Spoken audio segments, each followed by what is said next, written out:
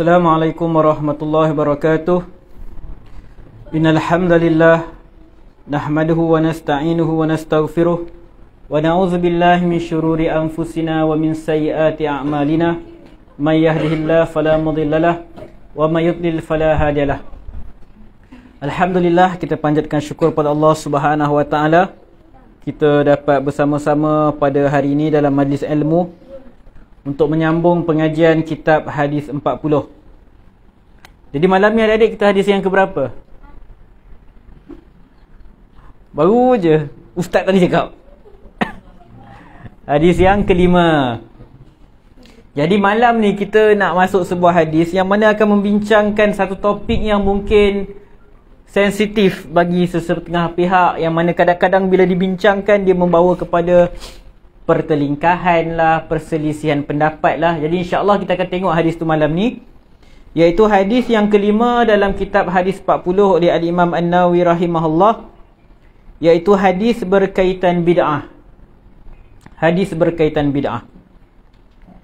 Jadi kita lihat An Aisyah radhiyallahu anha qalat, daripada Aisyah radhiyallahu anha dia berkata, qala Rasulullah sallallahu alaihi wasallam, Nabi sallallahu alaihi wasallam bersabda, man ahdatha fi amrina hadha, sesiapa yang mereka-reka perkara yang baru, fi amrina hadha, dalam urusan kami ini, iaitu dalam urusan agama kami ini, ma laisa minhu, apa yang bukan daripada ajarannya, apa yang bukan daripada agama ini, fahuwa raddun, maka ia tertolak. Rawahul Bukhari wa Muslim. Hadis sahih riwayat Imam Al-Bukhari dan Muslim. Wa fi riwayatin li Muslim, dalam satu riwayat Imam Muslim, man amila amalan, sesiapa yang melakukan satu amalan, laisa alaihi amruna, yang mana ia bukan daripada urusan kami, bukan daripada urusan agama kita ini, fahuwa raddun, maka ia tertolak. Jadi hadis ini menerangkan sesiapa yang membuat perkara-perkara yang baru, mereka-reka, ahdath tu dia mereka-reka, mencipta-cipta perkara baru dalam agama, maka ia tertolak. Mungkin ada orang kata, saya tak reka, saya ikut je orang yang buat, ada orang lain reka. Jadi riwayat yang kedua sebut, sesiapa yang melakukan satu amalan yang mana laisa alaihi amruna, yang mana ia bukan daripada ajaran kami, bukan daripada agama ini, maka ia tertolak. Jadi ini merupakan salah satu hadis berkaitan bid'ah. Adik-adik pernah dengar perkataan bid'ah? Kadang kita dengar orang gaduh pasal Maulidur Rasul, bid'ah ke tidak, baca Yasin malam Jumaat, bid'ah ke tidak, lagi apa? Kenduri arwah, bid'ah ke tidak, zikir ramai-ramai lepas solat, bid'ah ke tidak. Jadi berlaku perselisihan pendapat di kalangan umat Islam. Di kalangan umat Islam berkaitan apa itu bid'ah. Jadi sebelum kita masuk kepada ta'rif atau definisi bid'ah itu apa, maka kita nak lihat apakah kedudukan hadis ini di kalangan umat Islam. Kedudukannya bagaimana? Hadis ini merupakan salah satu asas yang agung dalam Islam. Ia merupakan neraca untuk menilai segala amalan pada zahirnya. Kita dah belajar hari itu, hadis yang pertama, innamal a'malu binniyat. Sesungguhnya hanya saja setiap amalan itu dinilai dengan niat. Jadi kata Al-Imam Ibn Rajab Al-Hambali rahimahullah, hadis ni, hadis yang berkaitan bid'ah ini adalah neraca untuk menilai sesuatu amalan secara zahir. Manakala niat pula, hadis niat pula, dia adalah neraca untuk menilai sesuatu amalan secara batin. Batin tersembunyi dalam hati kita. Jadi kita nak bagi amalan kita diterima oleh Allah Subhanahu Wa Taala, kena menepati dua syarat ni. Pertama, niat kena ikhlas kerana Allah Subhanahu Wa Taala. Yang kedua, caranya mesti menepati syariat, bukan cara beribadat yang direka-reka. Contoh pergi solat subuh berapa? 4 rakaat. Boleh? Kenapa tak boleh? 4 dengan 2, 4 lagi banyak. 4 besar ke 2 besar? 4. Jadi 4 lagi baik kan? Macam mana? Jadi itu contoh. Tapi itu contoh yang jelas lah. Tak ada siapa yang benarkan solat subuh 4 rakaat. Jadi nak menunjukkan bagaimana walaupun contoh kalau ada seseorang tu dia solat subuh ikhlas kerana Allah Subhanahu Wa Taala. Orang tanya dia, kenapa kau solat subuh 4 rakaat? Dia kata, 2 ni macam sikit sangat rasanya. 4 kan banyak kan, matematik cikgu ajar 4 tolak 2, 4 lagi besar daripada 2. Jadi dia punya syarat pertama dia dah lulus, ikhlas.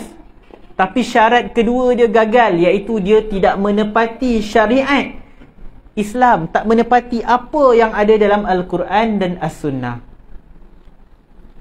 Jadi amal kita ni kena sempurna zahir dan batin. Tak boleh juga ada orang dia solat betul elok, solat maghrib 3 rakaat, solat berjemaah, lengkaplah, yang rukun, yang sunat semua dia buat. Tapi hati dia menunjuk-nunjuk. Dia kata, hebat aku hari ni, akulah yang paling hebat lah. Dia solat tu sebab dia nak tunjuk-tunjuk kat orang, dia lah paling hebat, dia lah yang paling rajin solat, dia lah yang paling warak. Amalan macam tu pun juga tertolak. Walaupun pada zahir kita nampak dia solat elok, tapi Allah Subhanahu Wa Taala tolak kerana niat dia tidak ikhlas. Dia solat tu memang untuk menunjuk-nunjuk kepada manusia. Jadi amalan kita kena pastikan dua-dua betul. Hati kita betul ikhlas dan cara kita juga betul menepati syariat. Ada hadis yang lain, yang mana kalau kita baca hadis 40 ni, kalau diizinkan Allah, kita akan sampai ke hadis 28, hadis yang berkaitan bid'ah juga. Daripada Irbad bin Sariyah radhiyallahu anhu, dia kata Nabi SAW bersabda, "May ya'ish minkum ba'di," sesiapa yang hidup selepas zamanku, fasayara ikhtilafan katsira, maka dia akan nampak perselisihan yang sangat banyak. Fa'alaikum bisunnati, hendaklah kamu berpegang dengan sunnahku, wa sunnatil khulafa'ir rasyidin al-mahdiyyin, dan hendaklah kamu berpegang juga dengan sunnah khalifah-khalifah yang diberi petunjuk, iaitu khalifah Abu Bakar, Umar, Uthman, Ali. Addu 'alaiha bin nawajis, gigitlah sunnah itu dengan gigi geraham. Gigi geraham ni yang mana? Yang depan ke? Kan yang tepi ni kan. Kita kalau nak buka botol kan, botol ketat, kita gigit guna gigi depan ke gigi tepi ni? Geraham kita kan, guna gigi depan tercabut gigi kita. Jadi maksudnya Nabi SAW suruh kita pegang sunnah kuat-kuat, gigit dengan gigi geraham. Maksudnya kita pegang betul-betul erat. Kemudian kata Nabi SAW, wa iyyakum wa muhdatsatil umur, berhati-hatilah kamu, berjaga-jagalah kamu dengan perkara-perkara yang baru. Fa inna kulla muhdatsatin bid'ah, sesungguhnya semua perkara yang baru itu adalah bid'ah. Wa kulla bid'atin dhalalah, dan semua perkara yang bid'ah itu adalah kesesatan. Dalam hadis ni Nabi SAW kata semua perkara baru tu bid'ah, dan semua bid'ah adalah sesat. Jadi mungkin timbul pertanyaan kita, macam itu susahlah Ustaz. Kalau semua perkara baru bid'ah dan semua perkara bid'ah sesat, habis tu kita pergi masjid misalnya naik motosikal. Zaman Nabi SAW mana ada motosikal? Benda baru motosikal tu. Habislah sesat kita. Hari ni kita azan guna apa? Mikrofon. Zaman Nabi SAW mana ada mikrofon? Habislah sesat, sebab Nabi SAW kata semua benda baru ni bid'ah dan semua bid'ah ni sesat. Jadi insya-Allah malam ni kita nak tengok serba sedikitlah apa yang ulama huraikan. Adakah semua benda baru tu termasuk dalam kategori bid'ah, atau apa sebenar benda bid'ah ni? Dalam riwayat yang lain Nabi SAW sebut, asdaqul hadis kitabullah, sebenar-benar perkataan ialah kitab Allah. Wa khairul hadi Muhammadin sallallahu alaihi wasallam, sebaik-baik petunjuk pula ialah petunjuk Nabi Muhammad sallallahu alaihi wasallam. Wa syarrul umuri muhdatsatuha, dan seburuk-buruk urusan ialah perkara-perkara yang baru direka-reka. Jadi kita nak tengok kat sini apakah ta'rif bid'ah. Kita nak tengok apa huraian Al-Imam Ibn Rajab Al-Hambali rahimahullah berkaitan bid'ah ini. Pertamanya, bid'ah ni macam kita katakan dia adalah perkara-perkara yang baru direka-reka. Perkara-perkara baru yang direka-reka di dalam agama.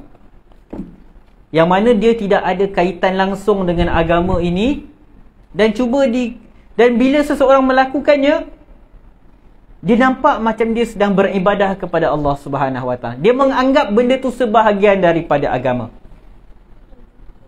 Misalnya, dalam sebuah hadis Nabi SAW, kita lihat contoh, kita tengok terus contoh daripada Nabi SAW. Ada sekumpulan sahabat Nabi radhiyallahu anhum ajma'in sa'alu azwajan Nabi SAW. Mereka bertanya kepada isteri-isteri Nabi SAW an amalihi fi sirri. Mereka bertanya pada isteri Nabi SAW tentang apa yang Nabi SAW buat secara rahsia, maksud bukan di hadapan orang ramai. Sebab apa amalan yang Nabi SAW buat kat rumah, mesti orang lain tak tahu. Isteri-isteri Nabi SAW yang tahu. Lalu isteri Nabi SAW pun ceritalah apa yang Nabi SAW buat. Nabi SAW tidur, solat malam dan semisalnya. Faqala ba'duhum, lalu sebahagian sahabat tadi yang datang tu, dia pun kata, la atazawwajun nisa. Sebahagian kata, bila dia dengar amal Nabi, dia rasa macam sikit sangat. Macam dia rasa, tu Nabi lain, tak apalah, Nabi dah dosa dah diampuni. Jadi ada seorang sahabat dia kata, saya tak nak berkahwin langsung selama-lamanya. Ada pula yang berkata, la akulul laham. Ada yang pula kata, saya tidak mahu makan daging. Ada pula yang kata, la anamu ala firash. Aku tak nak tidur. Lalu perkara tu didengari oleh Nabi SAW. Maksud ada sebahagian orang dia nak ibadah je sepanjang malam. Mereka menganggap bahawa tak berkahwin itulah benda yang Allah Subhanahu Wa Taala suka. Mereka rasa macam kalau mereka berkahwin nanti Nabi SAW tak apalah kahwin sebab dosa Nabi SAW dah diampuni dan semisalnya. Jadi mereka merasakan perkara itulah yang Allah Subhanahu Wa Taala tuntut. Mereka rasa benda itulah yang agama minta daripada mereka. Lalu bila perkara itu diketahui oleh Nabi SAW, maka kata Nabi SAW, ma bala aqwam, apa cerita ni sekelompok manusia ni, apa cerita ni? Qalu kaza wa kaza, mereka cakap itu dan ini. Lakinni usalli wa anam, sedangkan aku sendiri aku solat dan aku tidur. Nabi SAW kata, aku solat malam tapi aku tidur. Sebab kan dia sahabat tadi kata dia tak nak tidur langsung. Wa asumu wa uftir, aku puasa dan aku berbuka. Sebab ada sahabat dia kata dia tak nak makan daging dan semisalnya, tak nak makan langsung, nak puasa setiap hari. Wa atazawwajun nisa, dan kata Nabi SAW, aku berkahwin juga dengan perempuan. Sebab ada sahabat tadi tak nak kahwin, sebab dia rasa cara nak dekatkan diri kepada Allah Subhanahu Wa Taala ialah dengan tidak berkahwin. Lalu kata Nabi SAW, faman raghiba an sunnati, sesiapa yang berpaling daripada sunnahku, sesiapa yang tak suka dengan sunnahku, falaisa minni, maka dia bukan daripada kalanganku. Dia bukan daripada kalanganku. Jadi Nabi SAW menegur tindakan sebahagian sahabat radhiyallahu anhum ajma'in yang mereka rasa apa yang mereka buat tu betul, tetapi bukan itu yang disyariatkan oleh Allah Subhanahu Wa Taala. Bukan itu yang diajarkan oleh Nabi SAW. Okey, jadi daripada hadis ini menunjukkan pentingnya kita mempelajari hukum hakam agama ni, supaya kita tahu apa dia yang Allah Subhanahu Wa Taala nak kita lakukan. Kita tak nak kita buat amal ibadah, buat macam-macam tapi Allah tak terima. Ada orang dia berpada dengan, dia kata asalkan niat dia baik, niat dia ikhlas, tak apa. Dia macam Robin Hood. Dia pergi rompak orang, pergi dia sedekah. Dia kata tak apalah, yang penting niat baik. Rompak orang, rompak, pergi curi dia orang, lepas tu pergi sedekah kat orang miskin. Tak boleh. perkara itu tetap terlarang. Sebab niat tidaklah menghalalkan cara. Walaupun ikhlas macam mana seseorang tu, dia buat perkara yang bercanggah dengan syariat, tetap tidak dibenarkan. Jadi kata Al-Imam Ibn Rajab Al-Hambali, hadis ini yang kita baca tadi, sesiapa yang buat perkara yang baru dan semisalnya, menunjukkan bahawa semua amalan manusia hendaklah berada di bawah hukum hakam syarak. Jadi hukum hakam syarak akan menjadi penentu sama ada perkara tersebut boleh dilakukan atau terlarang sama sekali. Setiap ibadat yang keluar daripada hukum Allah dan Rasulnya secara keseluruhan adalah tertolak sama sekali. Allah Subhanahu wa taala sebut dalam surah Asy-Syura ayat 21. Am lahum syuraka'u syara'u lahum minad-din ma lam ya'zam bihillah. Adakah mereka, iaitu orang-orang kafir, mempunyai sekutu-sekutu yang menetapkan untuk mereka urusan-urusan agama yang tidak diizinkan oleh Allah Subhanahu wa taala? Bila kita mereka-reka cara beragama kita sendiri tanpa mengikuti hukum hakam yang ada dalam Al-Quran, dalam As-Sunnah yang diajar oleh Nabi SAW, maka kita dah jadi macam orang-orang kafir yang mereka menjadikan sekutu bagi Allah dalam mensyariatkan sesuatu perkara. Oleh itu, sesiapa yang mendekatkan diri kepada Allah dengan amalan yang tidak dijadikan oleh Allah dan Rasulnya sebagai ibadat kepada Allah, maka amalan itu batal dan tertolak sama sekali. Dia bagi contoh kat sini. Ia sama dengan perbuatan golongan musyrikin yang pernah menjadikan siulan dan tepukan sebagai solat mereka di sisi Baitullah. Orang-orang musyrikin dulu, cara mereka beribadat di keliling Baitullah ialah dengan bertepuk tangan, bersiul-siul. Mereka reka cara ibadah mereka sendiri dan ditolak oleh Allah Subhanahu wa taala. Ia juga sama dengan perbuatan orang yang mendekatkan diri kepada Allah dengan mendengar hiburan yang melalaikan, menari, mendedahkan kepala semisalnya, mendedahkan kepala di luar masa ihram atau perkara bid'ah yang lain yang sama sekali tidak disyariatkan oleh Allah Subhanahu wa taala. Jadi walaupun niat seseorang tu dia nak mendekatkan diri kepada Allah, jika perkara tu tak disyariatkan, ia tetap tidak dikira sebagai ibadah. Ada satu kisah yang mana bagaimana Nabi SAW menegur ada seorang lelaki yang berdiri terik di bawah panas matahari. Lalu Nabi SAW tanya tentang lelaki itu. Lalu diberitahu bahawa lelaki itu bernazar untuk berdiri di bawah panas terik matahari. Jadi Nabi SAW suruh dia hentikan perbuatan tersebut, sebab ia perbuatan yang tidak disyariatkan. Walaupun dia bernazar, tapi dia bernazar dalam satu perkara yang bukan disyariatkan. Bernazar, kita bernazar buat benda-benda yang disyariatkan. Kita nazar nak puasa sunat dan semisalnya. Dia bernazar nak pergi berdiri bawah panas matahari, berdiri tengah padang bola tu. Orang ni buat itu, dia tunaikan nazar sebab dia rasa dia tengah tunaikan kewajipan daripada Allah lah, tunaikan nazar. Tapi cara dia tunaikan nazar itu, nazar dia tu sendiri adalah bukan nazar yang disyariatkan oleh Allah Subhanahu wa taala. Tak ada faedah perbuatan tu, berdiri tengah panas.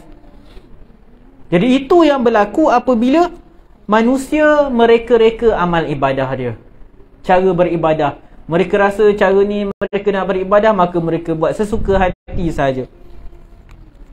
Jadi macam mana kalau ada orang dia buat satu amalan, tadi macam berdiri tengah panas tu clear lah, memang tak disyariatkan langsung. Cuma kadang-kadang ada perkara yang disyariatkan tetapi termasuk di dalamnya perkara-perkara yang salah atau yang tidak disyariatkan. Disebutkan di sini, jika sesuatu amalan itu atau syaratnya itu yang mana bila dimasukkan dalam satu ibadah itu perkara yang bid'ah yang boleh mencacatkan ke amalan tersebut, maka amalan itu akan tertolak. Maksudnya dibuat satu perkara bid'ah yang sampai membatalkan amalan itu. Contohnya ada orang dia dengan sengaja dia bergerak-gerak waktu solat dengan pergerakan yang banyak. Konon-konon dia khusyuk lah, gerak-gerak.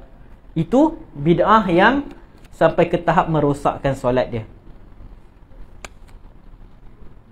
Ada juga perkara baru dalam agama yang maksud orang tu dia buat perkara yang bercanggah dengan syariat, tetapi tidaklah merosak, tidaklah membatalkan amalan dia, tetapi mengurangkan pahala dia. Contoh, ada orang dia solat berjemaah dengan sengaja dia tidak merapatkan saf. Dengan sengaja tak merapatkan saf, maksud saya, maka solat jemaah dia sah, tetapi pahala saf tak dapat. Dan dia akan jadi lebih teruk kalau dia rasa menjarakkan saf tu sebahagian daripada agama. Dia beza kalau dalam keadaan darurat waktu Covid tu lain, isu lain. Tapi memang dia rasa, oh kita saf kena jarak. Tak adalah orang cakap macam tu. Maksudnya bila dia beriktikad macam tu, maka itu dah lebih teruk dah. Dan begitu juga apabila orang menambah-nambah dalam sesuatu ibadah. Ada penambahan yang membatalkan terus ibadah tersebut. Misalnya, ada orang dia dengan sengaja menambahkan satu rakaat kepada solat dia. Dia bukan terlupa, bukan syak. Dia sengaja tambah. Macam saya bagi contoh tadi, dia solat subuh, dia tambah 1 rakaat jadi 3 rakaat. Sengaja. Maka bila dia tambah 1 rakaat dalam solat dia, maka batallah solat dia. Bukan berkurang pahala ke apa, batal solat dia. Sebab dia tambah rukun. Dia tambah 1 rakaat. Ada juga penambahan dalam ibadah yang dia tidaklah membatalkan ibadah tersebut. Misalnya, orang yang mengambil wuduk. Kita wuduk ni yang wajib basuhan sekali kan, sekali basuh.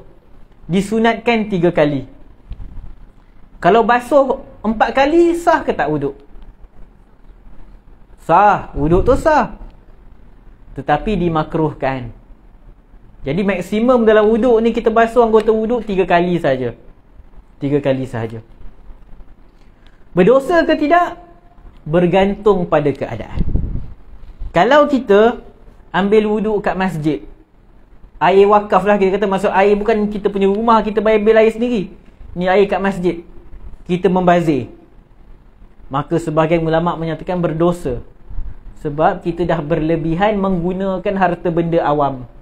Air itu bukan milik kita. Kita sesuka hati je membazir. Jadi waktu wuduk tu disebabkan kita buat benda bid'ah, kita membazir dengan kita tambahkan basuhan kita dan semisalnya, maka menyebabkan kita berdosa dalam ketika beribadah. Tapi ibadah kita sah, wuduk kita sah. Jadi ringkasnya, bid'ah ni benda yang sama ada dia makruh atau haram. Dia benda tak elok. Jadi persoalan macam mana kita nak pastikan ibadah kita tak bercampur dengan bid'ah, kita kena belajar. Kita kena belajar. Takut kita buat benda-benda yang sebenarnya bukan disyariatkan pun dalam kita beribadah kepada Allah Subhanahu Wa Taala. Sebab itu dalam isu melafazkan niat, ulama' berbeza pendapat. Lafaz niat ni macam kita sebelum solat kita baca usolli fardhu subhi, usolli fardhu maghrib, ataupun kalau nak wuduk nawaitu raf'al hadathi. Majoriti ulama' sepakat ulama' bahawa niat ini di hati. Kita dah bincang sebelum, niat ni kat hati. Cuma ulama' berbeza pendapat tentang melafazkan niat ini, adakah disyariatkan atau tidak. Sebahagian ulama' memandang dia disyariatkan atau digalakkan. Pertama, atas tujuan untuk membantu hati kita. Niat tu memang di hati, cuma dilafazkan supaya kita tak was-was, tak ragu-ragu. Tetapi sebahagian ulama' pula melihat perkara tersebut sebagai perkara yang bid'ah yang tercela. Sebab dia adalah perkara yang baru, yang tak pernah diajarkan oleh Nabi SAW. Tetapi ulama' yang mempertahankan talafuz niat, mereka berkata ada dikiaskan dengan dalil-dalil yang lain. Dikiaskan dengan talbiyah waktu haji, dikiaskan Nabi SAW pernah sebut waktu nak puasa sunat, kalau macam tu hari ni aku puasa, Nabi sebut aku nak puasa. Jadi mereka kiaskan dengan perkara-perkara tersebut. Jadi berlaku perselisihan pendapat. Tetapi kalau ada orang dia melampau-lampau dalam melafazkan niat, dia menganggap lafaz niat itulah niat. Ini yang penting ni. Kadang-kadang disebabkan kita salah faham dalam beribadah, kita kurang belajar, kita terjebak dalam salah faham yang bawa kepada bid'ah. Kita menganggap lafaz niat tu wajib. Sebab apa kita tak faham niat tu apa? Ada sebahagian orang, kalau kita contoh kanak-kanak kan, bulan Ramadan kita kata, puasa tak hari ni? Dia tak puasa lah ustaz. Kenapa tak puasa? Lupa niat ustaz pagi tadi. Bangun sahur tak? Bangun. Bangun sahur untuk apa? Untuk puasa ustaz. Dah tu tadi kata awak tak ada niat puasa. Dia kata, yang saya maksudkan saya tak baca nawaitu shauma ghadin tu. Nampak masalah. Pada asalnya lafaz niat tu para ulama susun untuk bantu hati manusia. Khususnya lagi kalau ada orang yang jadi was-was, dia kena sebut juga. Tak apalah. Tapi bila sampai dia dijadikan satu rukun dalam ibadah, kalau seseorang tak baca, dianggap tak sah ibadah dia, maka itu bid'ah yang jelas. Tercela perbuatan tersebut. Sebab tu kadang-kadang kita salah faham konsep niat dan semisal. Jadi kita menyusah-nyusahkan. Bid'ah ni antara kesan dia ialah kita akan menyusah-nyusahkan dalam beribadah kepada Allah Subhanahu Wa Taala. Sebab sunnah Nabi SAW clear, jelas.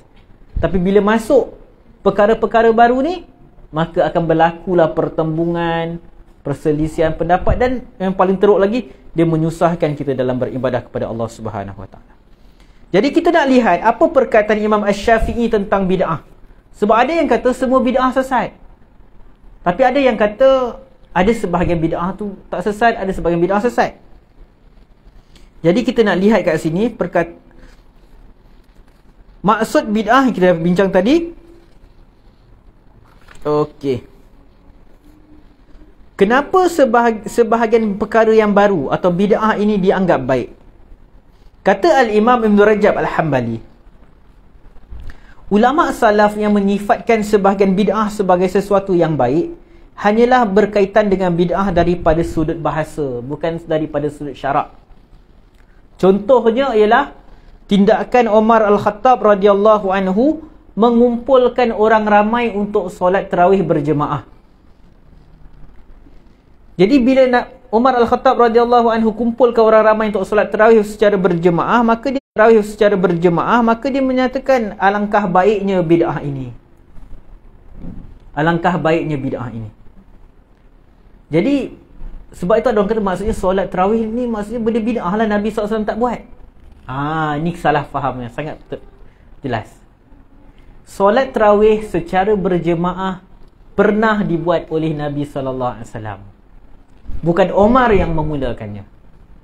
Apa yang Umar lakukan ialah Umar mengumpulkan orang ramai setiap malam untuk solat tarawih secara berjemaah di bawah seorang imam, Ubay bin Ka'ab.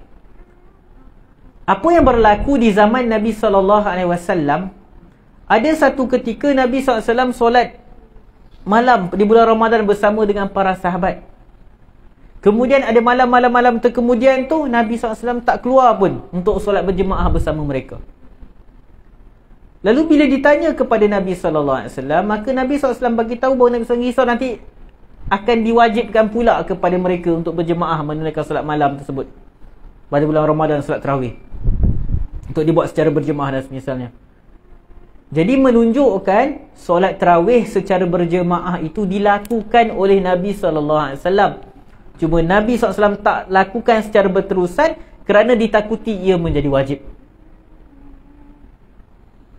Bahkan ada hadis Nabi SAW yang mana Nabi SAW bagi tahu tentang sesiapa yang solat malam pada bulan Ramadan bersama imam sampai selesai. Maksud siapa yang solat malam, solat tarawih, contoh imam buat 20 dengan 3 witir, dia ikut imam daripada rakaat pertama sampai witir.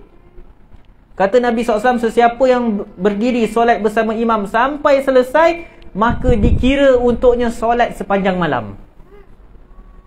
Walaupun kita mungkin ikut imam daripada pukul 9 sampai 10, imam buat 20 rakaat, kita ikut sampai habis, maka pahalanya seperti kita solat sepanjang malam tersebut. Jadi menunjukkan bahawa solat tarawih itu bukan, berjemaah tu bukan benda barulah. Nabi SAW pernah buat. Dan Nabi SAW pernah sebut tentang fadilat dia. Jadi perkataan Umar Al-Khattab yang menyatakan solat tarawih berjemaah itu adalah sebaik-baik bid'ah, dia adalah daripada sudut bahasa. Maksudnya sebelum ni tak pernah nampak orang buat macam tu, kumpul ramai-ramai setiap malam. Jadi Umar hanya lakukan balik benda tu. Tapi dari segi hukum, benda tu memang dah ada di sisi syarak.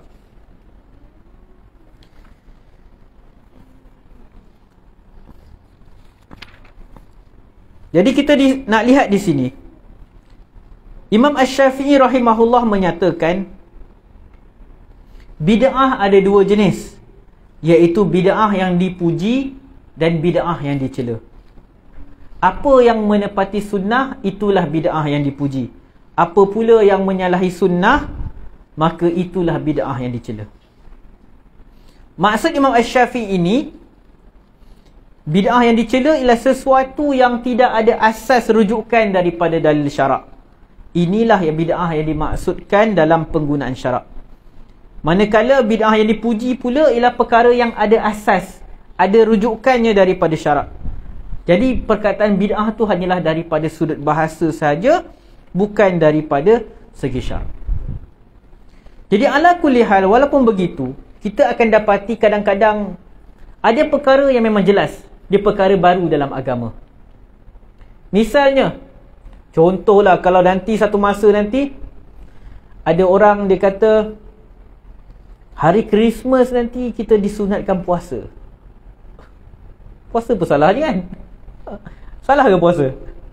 Tapi kita sunat puasa hari Christmas untuk menghormati Nabi Isa alaihissalam. Kita disuruh tak menghormati Nabi Isa? Disuruh. Tetapi berpuasa sempena hari Christmas, konon-konon untuk menghormati Nabi Isa, itu perkara yang baru dalam agama. Tak diajar oleh agama kita. Jadi itu perkara baru yang jelas. Ada isu-isu yang diperselisihkan pendapat oleh para ulama. Khususnya perkara yang pada satu sudut kita nampak dia ada asal daripada agama, dan pada satu sudut pula dia ada benda baru. Misalnya kita ambil contoh, amalan masyarakat kita mengkhususkan malam Jumaat membaca surah Yasin. Jadi ada kelompok ilmuwan yang menyatakan benda ni bid'ah yang tercela, sebab Nabi SAW tak pernah khususkan malam-malam tertentu untuk baca Yasin atau apa-apa surah dan semisalnya, kecuali dari dalil lain, misal surah Al-Kahfi untuk hari Jumaat dan semisalnya. Tapi ada kelompok yang pula menyatakan tak, dia termasuklah dalam keumuman kita membaca Al-Quran. Fadilat baca, memang kita secara umum kita disuruh untuk membaca Al-Quran. Jadi kita nampak satu sudut membaca Al-Quran tu adalah memang perkara yang disyariatkan oleh Allah Subhanahu Wa Taala. Tetapi pengkhususan melakukan amalan majlis membaca Yasin pada malam Jumaat itu, pada satu sudut dia ada unsur bid'ah, unsur baharu dalam agama, sebab perkara tu tidak ada contohnya daripada Nabi SAW, tak dilakukan oleh para sahabat. Jadi disebabkan itu ulama berselisih pendapat dalam isu itu. Apa lagi perkara yang ulama berselisih pendapat? Maulidur Rasul. Maulidur Rasul. Maulidur Rasul memang benda yang baharu. Nabi SAW tak pernah anjurkan, sahabat radhiyallahu anhum ajmain pun tak pernah anjurkan. Cuma ulama terkemudian yang menyambutnya, yang membenarkannya dengan syarat-syarat tak melakukan perkara yang bercanggah dengan syarak, atas tujuan untuk kita memperingati Nabi SAW. Jadi ulama yang tak setuju menyatakan benda ni baru. Kalau benda ni baik, mesti para sahabat radhiyallahu anhum ajmain dah buat. Mesti Nabi SAW dah suruh kita buat. Tak pernah Nabi SAW sambut birthday. Kan Maulid Rasul ni hari kelahiran Nabi SAW. Jadi yang sebelah sini pula kata kita bukan reka benda baru. Kita memang disuruh untuk mengingati Nabi SAW. Kita memang disuruh untuk mencintai Nabi SAW. Dia berkata kita bukan reka ibadah baru. Kita bukan reka puasa hari Maulid Rasul ke, solat hari Maulid Rasul ke. Kita hanya isi Maulid Rasul tu dengan kita ceramah tentang sirah Nabi SAW, ajak manusia untuk mencintai sunnah Nabi SAW. Dia bukan satu bentuk ibadat pun yang khusus. Kita hanya menetapkan satu majlis sempena tarikh sesuatu peristiwa. Jadi berlaku perselisihan pendapat di kalangan ulama' Ahlus Sunnah wal Jamaah dalam beberapa isu ni. Semuanya bermula daripada pembahagian bid'ah. Ada ulama' yang dia memasukkan semua perkara yang Nabi SAW tak buat termasuk dalam bid'ah, dalam konteks ibadah. Ada pula yang melihat dengan lebih luas lagi. Maksud selagi mana ada dalil-dalil yang umum untuk perbuatan tersebut, maka taklah dianggap bid'ah perkara tersebut. Cuma perselisihan pendapat di kalangan ulama'. Jadi macam mana kita nak mendepani perkara ni? Kadang-kadang berlaku konflik dalam masyarakat dan semisalnya. Pertama kita ingat hadis tadi kita baca, Nabi SAW sebut, sesiapa yang hidup selepasku, dia akan melihat perselisihan yang sangat banyak. Memang itu akan berlaku. Kita akan lihat perselisihan pendapat, pertelingkahan. Lalu kata Nabi SAW, alaikum bisunnati, hendaklah kamu berpegang dengan sunnahku dan sunnah khulafa' ar-rasyidin, dan gigitlah dengan gigi geraham. Benda-benda baru memang sentiasa akan menimbulkan konflik. Ada yang kata boleh, ada yang kata tak boleh. Tetapi beramal dengan sunnah Rasulullah SAW confirm betul. Tak ada siapa yang boleh cakap apa yang Nabi SAW ajar tu salah. Tak ada siapa yang boleh cakap macam tu. Jadi keutamaan kita ialah beramal dengan apa yang diamalkan oleh Rasulullah SAW. Dan kalau ada perselisihan pendapat dalam benda-benda bid'ah yang ada asal dalam agama, saya kata untuk bertoleransi ni dalam benda-benda bid'ah yang ada asal dalam agama. Maksudnya contoh isu Yasin malam Jumaat, maksud baca Quran tu memang disuruh. Tapi ada benda yang tidak ada asal langsung dalam agama yang tak boleh kita bertoleransi. Misalnya, sebahagian orang dia mengajar untuk kita meminta tolong daripada orang yang telah meninggal dunia. Bila ada hajat tertentu, pergi ke kubur wali tu, kubur wali ni minta tolong pada, wahai wali ni tolonglah aku dalam kesusahan dan semisalnya. Itu adalah satu benda yang baharu dalam agama, dan dia bukan sekadar perkara yang baru, bahkan perkara yang membawa kepada kesyirikan, dosa yang sangat besar. Jadi kena bezakan. Bukan semua benda kita kena bertoleransi atau bertolak ansur. Kalau isu Maulid Rasul tu bolehlah kita tolak ansur. Isu Yasin malam Jumaat tu bolehlah kita bincang-bincang. Tapi isu yang sampai ke tahap mensyirikkan Allah Subhanahu Wa Taala, ia adalah perkara yang tidak ada tolak ansur padanya. Wallahu a'lam. Jadi sebelum kita tamatkan kuliah pada malam ni, ada sebarang persoalan? Muslimah ada soalan? Muslimin? Kita bincang apa ni adik-adik malam ni? Nanti balik taja apa. Okey, wallahu alam. Kalau tidak ada sebarang persoalan, insya-Allah pada bulan hadapan kita akan masuklah hadis yang ke-6 daripada kitab hadis 40. Jadi pengajaran kita daripada malam ni, kita cubalah dalam beramal kita belajar balik hukum hakam. Jangan terbuat benda-benda yang merosakkan amalan kita, sama ada dia merosakkan kesempurnaan, atau yang lagi kita takut sampai amalan kita tak diterima oleh Allah Subhanahu Wa Taala. Kita tak nak macam tu. Dan kalau boleh kita fokus dalam ibadah kita ni, buat benda-benda yang memang Nabi SAW ajar. Sebab confirm betul. Dia macam kita masuk exam. Dia benda bid'ah-bid'ah yang kecil-kecil ni, macam baca Yasin dan semisal malam Jumaat tu kan. Dia macam kita masuk exam ni, ada beberapa jawapan, pilihan jawapan. Ada satu jawapan tu confirm betul, kita yakin betul. Tapi jawapan lagi satu ni macam boleh jadi betul, boleh jadi salah. Kita nak pilih jawapan yang mana? Yang confirm betul ke, atau jawapan yang kita ragu-ragu betul ke salah? Mesti kita akan pilih jawapan yang confirm betul. Jadi samalah juga dalam amalan ibadah kita. Bila kita nak satu amalan, ada satu amalan orang kata amalan ni boleh dilakukan, ada orang kata bid'ah hasanah. Ada orang kata tak, bid'ah ni Nabi tak buat, jangan buat. Ada orang kata boleh, ada orang kata tak boleh. Baik kita tinggalkan dan kita buat satu amalan yang memang datang daripada Nabi SAW yang confirm betul. Ada soalan? Okey. Kalau waktu solat ada something dalam mulut dan mulut tertidur. Okey. Okey, soalan dia. Kalau dalam mulut ada tengah solat ada sesuatu dalam mulut kita, makanan. Makan waktu solat batal lah solat kita. Sengaja. Cuma kalau tak sengaja, kadang tengah-tengah baca Fatihah tu pun tertelan pula. Tadi baru lepas buka puasa kan. Tak sempat keluarkan, tengah kita baca Fatihah tu tiba tertelan. Tak sengaja, dimaafkan. Tapi kalau kita perasan benda tu ada dalam mulut kita, kita sengaja telan, tu batal. Mana kita kena simpan je. Keluarkan boleh guna tangan. Keluarkan guna tangan, tak ada masalah. Dia tak membatalkan solat. Lainlah kalau kita duduk korek-korek mulut kita bergerak banyak kali, tu batal lah. Tapi sekadar kita nak keluarkan dari mulut kita, benda tu tak, pergerakan yang tak banyak, dia tak sampai membatalkan solat kita. Bagus soalan tu.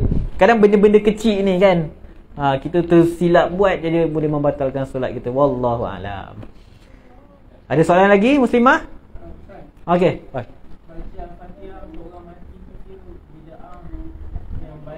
Okey, soalan dia kan, kita dalam masyarakat kita kalau orang meninggal dunia kan biasa kita Al-Fatihah. Satu sudut dia bid'ah. Maksudnya apa? Satu sudut sebab Nabi SAW tak pernah ajar benda tu. Jadi ni termasuk isu yang ulama' berselisih pendapat. Maksudnya kalau istilah kita sedekah pahala lah. Dalam istilah kita menghadiahkan pahala bacaan Quran kepada si mati. Jadi dalam masyarakat kita bila orang meninggal dunia, kita akan baca Fatihah dan kita niatkan bacaan Fatihah tu, kita baca tu sebenarnya untuk sampaikan pahala Fatihah tu kepada si mati. Jadi perkara tu tidak ada dalam sunnah Nabi SAW. Sebab itu ada sebahagian ulama' tak bersetuju. Tetapi ada sebahagian ulama', misalnya ulama' dalam mazhab Asy-Syafi'i, mereka membenarkannya. Antaranya dikiaskan sebab kalau kita berdoa dalam solat jenazah kan, kita berdoa, ya Allah ampuni si mati, Allah maghfirlahu warhamhu wa'afi wa'fanhu. Kita doa untuk si mati sampai. Jadi kenapa pula kalau kita baca Al-Quran dengan niat untuk sampaikan pahala pada si mati tu tak sampai pula? Dia sama je. Begitu juga kalau sedekah untuk si mati. Ibu bapa kita meninggal dunia, kita sedekah, kita niatkan pahala sedekah tu untuk ibu bapa kita, sampai. Dan itu ada dalam hadis Nabi SAW. Jadi istidlal, sudut pandang ulama' mazhab Syafi'i, mereka kata benda ni bukan bid'ah. Sebab dia kata kalau sedekah sampai, kenapa pula bacaan Quran tak sampai? Dua-dua amalan yang baik. Dua-dua dilakukan oleh orang hidup untuk orang yang telah meninggal dunia. Tapi sudut pandang ulama' yang tolak amalan tadi, dia kata Nabi SAW hanya sebut pasal sedekah. Nabi SAW hanya sebut pasal doa. Nabi SAW tak pernah, bila orang sahabat meninggal ke apa, Nabi SAW kita sedekahkan pahala kepada si fulan dan fulan. Jadi berlaku perselisihan pendapat di kalangan ulama'. Jadi ada sebahagian ulama' Syafi'iyah, mereka kata untuk kita keluar daripada khilaf ni, apa yang kita kena buat? Kalau kita nak buat macam tu, contoh kita nak sampaikan pahala Fatihah ke, pahala surah Yasin ke, apa-apalah, pahala bacaan Al-Quran kita ke, kepada orang yang telah meninggal dunia, sebahagian ulama' mencadangkan bahawa bila kita baca tu, lepas baca ke atau sebelum baca tu, kita doa ke Allah, ya Allah, sampaikanlah pahala bacaan ini kepada si mati. Sebab bila dengan doa, tidak ada ulama' yang khilaf. Doa memang bermanfaat untuk si mati. Macam kita doakan keampunan untuk orang. Jadi bila kita doa, ya Allah, sampaikan pahala ni kepada si mati, maka sebagian ulama' kata, maka tak ada khilaf, dah keluar dah daripada khilaf. Kita minta ke Allah agar pahala tu diberikan kepada si mati. Allah nak bagi ke tak nak bagi tu kerja Allah lah. Kerja kita minta dekat Allah Subhanahu Wa Taala. Jadi jangan peliklah kalau ada orang yang tak setuju dengan Al-Fatihah dan semisalnya, sebab mereka melihat satu konteks benda tu tak adalah sunnah. Dan ada pula ustaz yang kata boleh sebab mereka lihat daripada satu sudut yang lain. Ini contoh bid'ah yang satu sudut nampak ada asal daripada agama, satu sudut nampak dia benda yang baru. Jadi benda macam ni kena diselesaikan dengan cara bincang elok-elok lah, bukan bergaduh dan semisalnya. Tapi kalau bid'ah yang pergi pusing-pusing kat kubur tu, itu memang tak boleh lah. Benda yang tawaf kat kubur, apa tu, kadang kalau kat Pulau Besar, kat Melaka tu ada hajat tertentu, pergi kat kubur tersebut, yang tu tak boleh. Minta direct kepada orang dalam kubur, benda-benda tu benda-benda yang jelas melanggar syariat. Wallahu a'lam. Ada kan? Kita semua dia air 2 cendol dulu. Okey. Kan dia akan jatuh. Abu kita solat susah kan? Ambil tisu sumbat boleh? Boleh. Puan tanya kalau kita sesama, boleh tak kalau kita sumbat kat hidung kita tisu ke apa? Waktu solat tu sumbat, kita solat boleh? Boleh, tak ada masalah. Nak elakkan hingus termelih tak ada masalah. Kalau dia jatuh atas telengkung, batal? Tak. InsyaAllah tak batal. Tapi kalau kita sesama sangat sampai meleleh tu, seeloknya jangan datang kat solat jemaah lah. Sebab dia ganggu satu dan ditakuti merebak sesama kat orang. Kita solat rapat-rapat kan. Jadi kalau sesama teruk sangat, jangan datang lah untuk solat berjemaah. Wallahu a'lam. Okey, last. Okey, apa? Kalau contoh kita ambil wudu, Okey. yang anggota wajib kita kena rasakan tu 4 je kan? Okey, 4 anggota wuduk. Betul. So dari segi rasakan tu perlu dia gosok ke atau just laluan air? Okey. Abang ni tanya, waktu wuduk kita hanya perlu lalukan air atas anggota wuduk kita ataupun kena gosok? Maka disunatkan gosok dalam mazhab Asy-Syafi'i. Disunatkan gosok, supaya air tu benar-benar rata. Walaupun kalau kita buka paip sekalipun, kita letak lalukan tangan kita pun dah sah dah. Tapi disunatkan untuk kita gosok-gosok. Dan itu sebahagian daripada sunnah Nabi SAW. Kolam celup boleh tak? Kolam celup boleh. Dia kalau dia lebih 2 kolah tak ada masalah. Dia kalau dia kurang 2 kolah tu ada isu sikit lah. Allahuakbar. Okay, sampai di situ saja. Panjang bab bid'ah tu kau nak urang-urang kan. Nanti tanya ustaz lain lah panjang-panjang cerita. Saya kalau tulis satu hadis tu ya. InsyaAllah. Subhanakallahumma bihamdika asyhadu an la ilaha illa anta astaghfiruka wa atubu ilaik. Assalamualaikum warahmatullahi wabarakatuh.